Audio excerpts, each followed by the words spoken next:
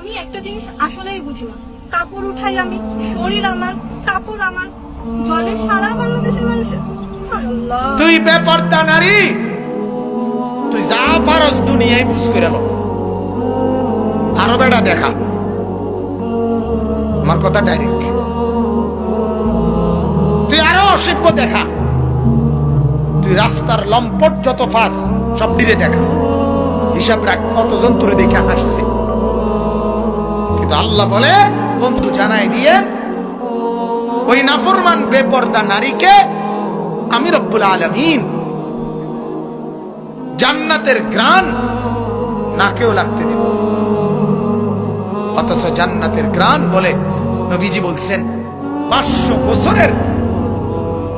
বছরের রাস্তা এখান থেকে। কি রামচন্দ্রপুর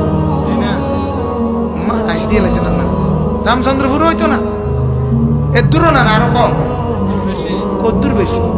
কিটা দিয়ে বুঝাবেন আপনি? কি দিয়ে বুঝেন না এমনি কথাটা? কিটা দিয়ে মাপবেন আপনি? হুতা দিয়া না সিনজি দিয়া? সিনজি দিয়া মাপবেন না অটো দিয়া মাপবেন? কিটা দিয়ে মাপবেন? 500 বছরের রাস্তা, 500 বছর আপনি হায়াত পাইলে না মাপতেন মিয়া? কথা বলছেন না?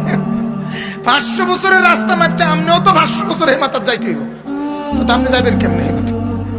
তো আপনার 500 বছরে নাই বেড়া, আপনি তো 500 বছর তলে রকেট চালাইতে হইব, তাই না? আপনি জেনে গিয়ে পৌঁছবেন, বুঝছেন না আপনি কথাটা?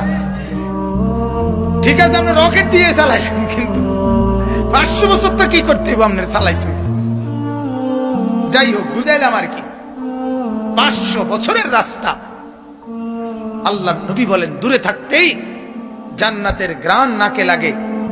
নাফরমান বেপর্দা নারী সেই ঘ্রাণটুকুও পাবে না। এটা আল্লাহর আত্মমর্যাদা, গায়রত। আল্লাহ বলে দেব না তো, আমার জান্নাতে তো সস্তা না, আমি তোর মতো নাফরমান মহিলাকে আমার জান্নাতের ঘ্রাণও লাগতে দেব।